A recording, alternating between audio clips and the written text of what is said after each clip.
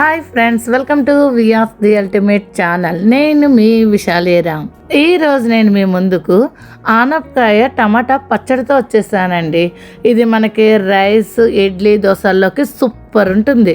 Half ఆనపకాయని peel తీసేసి గింజలన్నీ తీసేసి ముక్కలుగా కట్ చేసుకుని పక్కన పెట్టుకోవాలి. స్టవ్ వెలిగించి ప్యాన్ పెట్టుకుని 2 స్పూన్లు ఆయిల్ వేసుకోవాలి.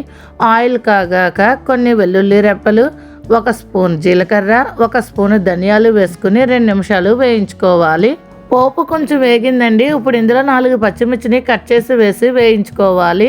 పోపు బాగా వేగిందండి. ఇప్పుడు దీన్ని ఒక బౌల్లోకి తీసుకోవాలి. ఇప్పుడు మళ్ళీ అదే ప్యాన్లో 2 స్పూన్లు ఆయిల్ వేసుకుని ముందుగా కట్ చేసుకున్న ఆనపకాయ ముక్కల్ని వేసుకోవాలి. ఒకసారి మిక్స్ చేసుకుని మూత పెట్టుకుని చిన్న మంట మీద 2 నిమిషాలు కుక్ చేసుకోవాలి. 2 నిమిషాల తర్వాత ఒకసారి ఆనపకాయ ముక్కల్ని మిక్స్ చేసుకోవాలి.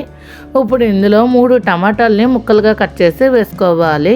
కొంచెం పసుపు, సరిపడా సాల్ట్, చిన్న ఉసిరికాయ సైజు అంత చింతపండుని వేసుకుని ఒకసారి అంతా బాగా మిక్స్ చేసుకుని మూత పెట్టుకుని చిన్న మంట మీద టమాటాలోని నీరు మొత్తం మిగిలిపోయే వరకు కుక్ చేసుకోవాలి. పచ్చళ్ళలోనే నీరు మొత్తం మిగిలిపోయిందండి. ఇప్పుడు స్టవ్ ఆఫ్ చేసుకుని వీటిని చల్లారనివ్వాలి. ఇప్పుడు ఒక మిక్సీ గిన్నెని తీసుకుని ముందుగా వేయించుకున్న పోపుని వేసుకుని మూత పెట్టుకుని గ్రైండ్ చేసుకోవాలి.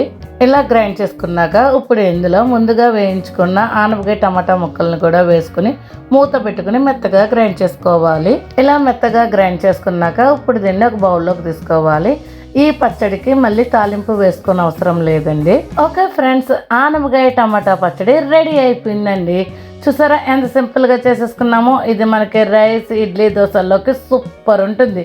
దీన్ని మీరు కూడా ఒకసారి ట్రై చేయండి.